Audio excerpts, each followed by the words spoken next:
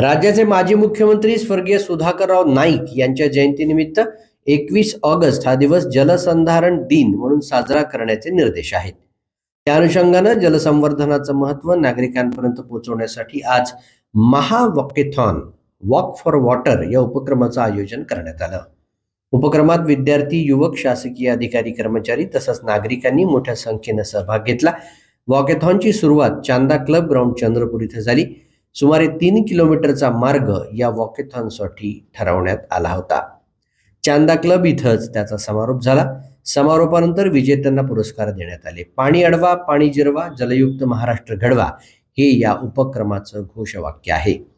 महावॉकेथॉनच्या माध्यमातून पाणी बचत, जलसंधारण आणि उपलब्ध जलस्रोतांच्या योग्य वापराबाबत जनजागृती करण्यात आली. स्पर्धेत प्रथम क्रमांक जीवनदास चिचघरे, द्वितीय क्रमांक सेहर पठाण तर तृतीय क्रमांक पूनम प्रजापती यांना प्रदान करण्यात आला.